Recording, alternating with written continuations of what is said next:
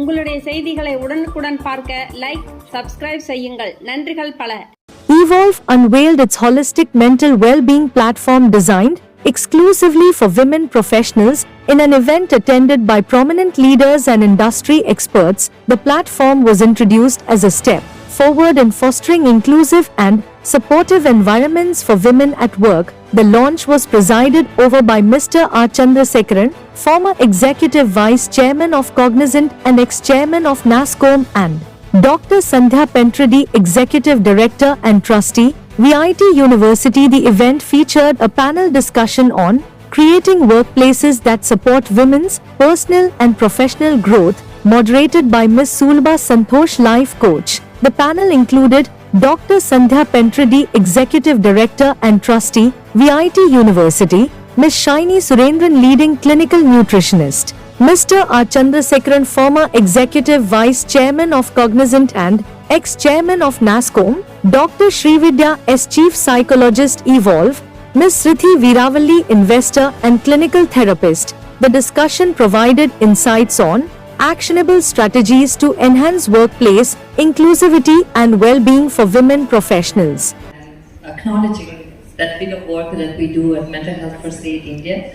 Yes, I might be a bit specific, living in India for around 15 years and very much part of community, but to the context of women and mental health across the countries, wherever I've been working, and I've seen that for many years. Only recently we are seeing programs around women shifting beyond that maternity program everywhere across, whether developed or developing country.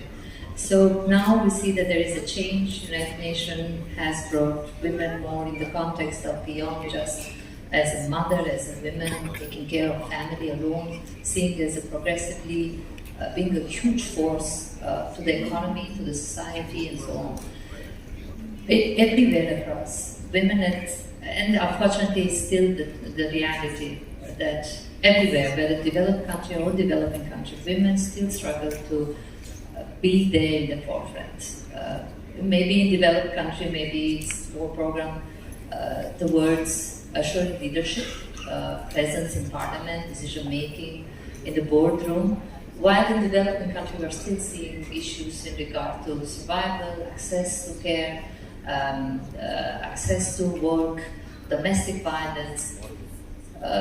Now more and more we are seeing that mental health is seen as very, very crucial and very important for as a part of it's absolutely very important for women to be recognized not only through maternity but as well the entire well-being. Just for the funny part of it, my younger daughter, when she sees me upset, she goes around and tells to my husband, "Happy wife, happy life." So I'd like to thank for having me here and for this hour. And yes, I do remember Sulabha. Just now I'm telling you were a college student like that at the time. Now I'm telling. So yeah, for this many years experience, what I have been observing is many times persons with disabilities, the main challenge what they face is people just like that take decisions on behalf of them. Suppose any suppose they need to travel to some other place, work related because of any task. Then without even asking them, the seniors will decide that this offer we can give it to some other person. So like that, even recently when I attended one program also there, one of the persons, actually she has been passionately working for inclusion, but even then she was telling about job mapping and which jobs can be done by persons with disabilities, which cannot be done. The disability may come into in performing their duties like that. Then though I went, I thought a minute whether to disagree on the stage or not, but I could not stop.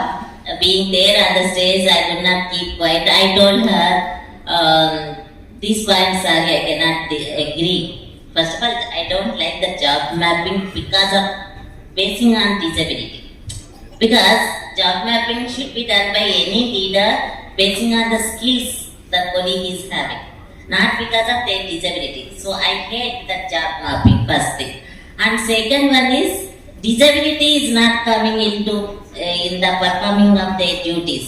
What is coming in the way is, the organization is not upgraded to the level where they can include everyone, where they can provide opportunities for everyone. Suppose if you are my boss and if I am working with you, any mobile job is there, will you give it to me or not?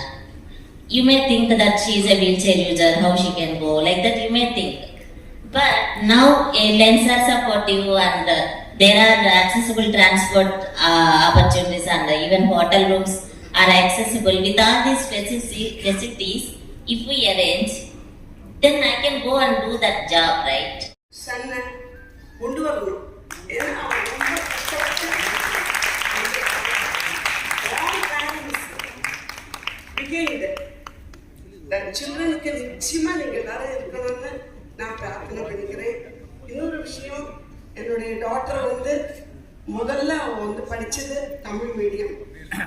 நான் தமிழ் மீடியத்துல படிச்சுதான் ஆகணும். என்னுடைய surrounding அப்படி, நான் கிராமத்து பொண்ணு, எனக்கு படிப்பு கிடையாது, அந்த காலத்து யூஎஸ்எல்சி. அதனால எனக்கு எப்படியாவது இவரை படிக்க வைக்கணும். எனக்கு ஒன்லி ஒன் டாட்டர் தான், எனக்கு சன் கிடையாது. அவள் எப்படியாவது படிக்க வைக்கணும், சன்னாவும் இருக்கணும், அவள் டாக்டராகவும் இருக்கணும். அப்படி ஒரே எய்ம் தான் எனக்கு. என்னுடைய சூழ்நிலைகள் எப்படி இருந்தாலும் அதெல்லாம் ஒதுக்கி வச்சுட்டு அவளை நான் படிக்க வச்சேன். அதுக்கு தகுந்த மரியாதையை இன்னைக்கு அவன் எனக்கு.